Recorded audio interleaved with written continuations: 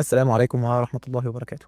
هنتكلم النهارده عن واحد من أهم الأمراض، وبقى منتشر جدًا الفترة دي. حسب آخر إحصائية في 2024 13.5 مليون مصري مصاب بالسكري، وأكترهم أو أكتر الزيادة دي حصلت من الشباب والأطفال، مقارنة بأوائل الألفينات 2 مليون مصري فقط مصاب بالسكر. هنتكلم النهارده عن مرض السكر هو إيه، وإيه الفرق بين النوع الأول والنوع التاني، وإزاي نكتشفه بدري ونحمي نفسنا منه والناس اللي بنحبهم. فركز معايا وجهز كوباية شاي أو مشروبك المفضل واستمتع.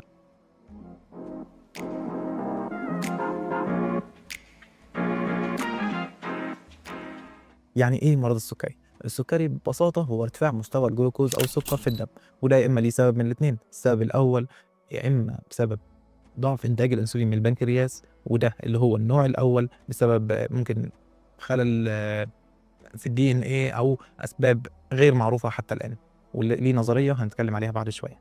السبب التاني وهو زيادة مقاومة الأنسولين أو قلة استجابة الأنسجة للأنسولين، فيقل تكسير السكر ويفضل السكر زيادة في الدم. طب إحنا ليه بنقول إن إحنا اللي بنصنع السكري بإيدينا؟ السبب الرئيسي في مرض السكري وبالذات النوع التاني أسلوب الحياة اللي بنعيشه، الأكل الكتير جدًا اللي مليان سعرات حرارية وزيوت مهدرجة والوزن الزيادة وقلة الحركة، كل دي عوامل مساعدة بتزود فرصة حدوث السكري، بل وإن السمنة لوحدها قد تكون كافية إن الواحد يدخل في مرض السكري.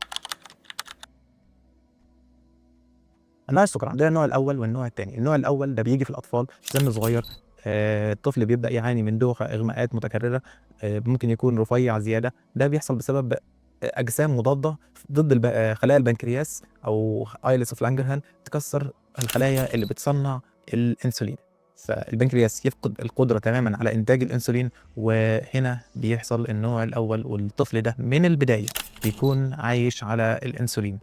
طيب إيه أسبابه؟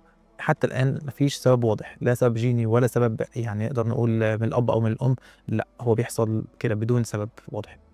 في نظرية بتقول في حاجة اسمها الhygiene theory، دي بتقول إن النضافة الزيادة عن اللزوم والتعقيم الزيادة عن اللزوم بيأثّر على خلايا المناعة، لإن خلّي بالنا دور البرد اللي بييجي لنا كل موسم ده مش وِحِش زي ما إحنا متخيلين، ده بيدرّب جهاز المناعة وبيقويه على التعامل. فالنضافة الزيادة عن اللزوم بتأثّر على جهاز المناعة وتخلّيه ممكن يسبب أمراض مناعية، وده السبب اللي خلاها تنتشر أكتر في الفترة دي. بس هل ده أكيد؟ حتى الآن دي نظرية، وهتلاقوا المصادر في الوصف تحت. النوع التاني مقاومة الأنسولين.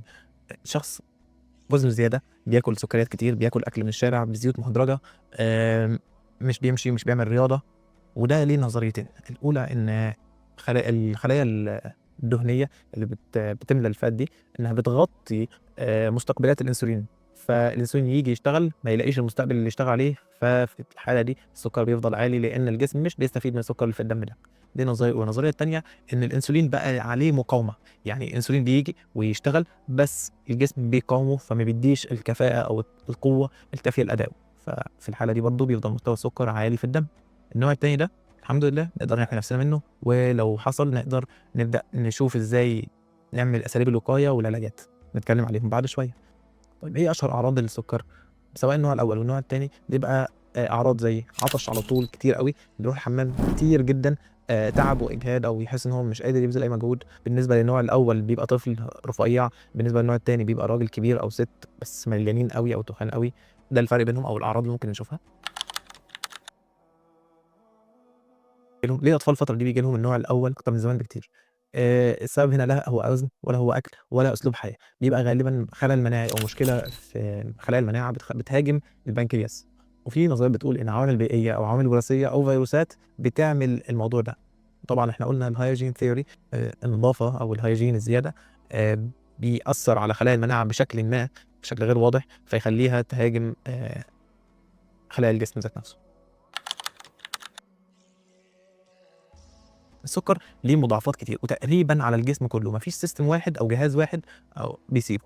يعني نبدأ أول حاجة فوق من العين، بيأثّر على العصب البصري، يعمل حاجة اسمها diabetic retinopathy، يأثّر على القرنية والشبكية، إن هو بيبدأ يكوّن عليهم طبقة تضعف الرؤية تدريجيًا، ويعمل برضه ممكن يؤدي إلى انفصال في الشبكية. ده بالنسبة للعين. ننزل تحت شوية، الكلى بيعمل حاجة اسمها diabetic nephropathy، مشاكل في الكلى زي الالتهابات اللي بتحصل من الأمراض المناعية. ييجي على الأوعية الدموية، يعمل peripheral neuropathy في الإيدين والرجلين، حاجة اسمها glove and stock، زي كأنك لابس جوانتي ولابس شراب تقيل يخلّيك تحس أقل بالإصابات، تخلّيك تخبط من غير ما تحس، يخلّيك تتعور كتير. وكمان النقطة اللي بعدها إن الشخص اللي عنده السكر عالي لفترة طويلة وبدأ يحصل منه مضاعفات، ضيّق الأوعية الدموية الطرفية اللي في الإيدين والرجلين، فيقلل إن لو حصل أي إصابة عملت نزيف أو جرح إن هو يخف أسرع. ف يعني قوة الhealing بتضعف. كمان إن فرصة إن يحصل له التهابات بكتيرية أعلى بكتير، لإن السكر بيأثّر على خلايا المناعة ويضعف المناعة بشكل عام. فعشان كده الوقاية من السكر والأدوية في مواعيدها لازم، لازم نهتم بيها عشان تحمي من المضاعفات دي ونأخرها على قد ما نقدر.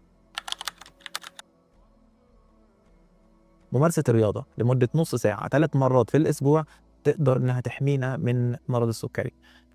تقليل أكل المسكر بزيادة والحلويات والزيوت المهدرجة، ده كله يقلل فرصة حدوث النوع التاني. وطبعًا لو الوزن زيادة، لو عملنا دايت أو قللنا الوزن، ده هيقلل جدًا.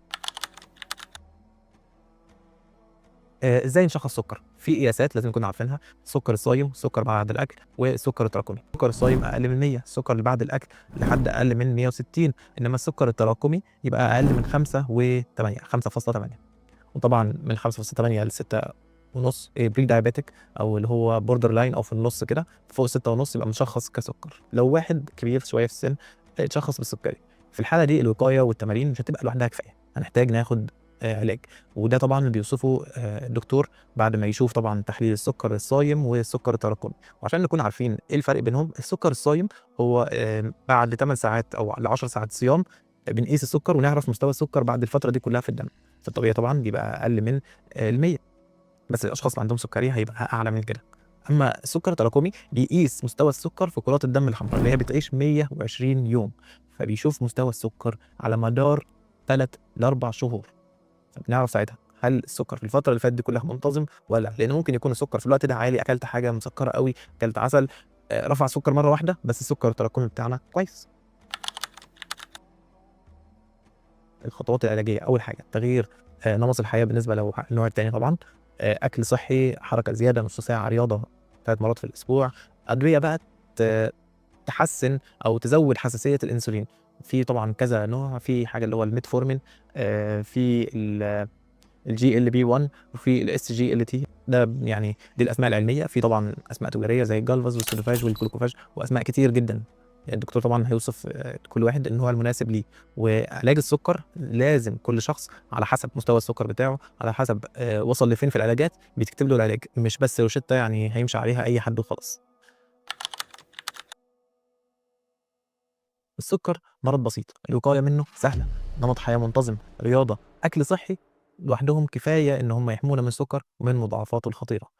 لازم نخلّي بالنا من نَفْسنا ومن الناس اللي حوالينا وننصحهم عشان ما نخشش في مضاعفات أكتر. أنا معاك دكتور عبد الرحمن عنتر، النهارده حلقة جديدة عن السُكّر. ما تنساش تعمل لايك وشير وسبسكرايب وتفعّل الجرس عشان يوصلك كل جديد، والسلام عليكم.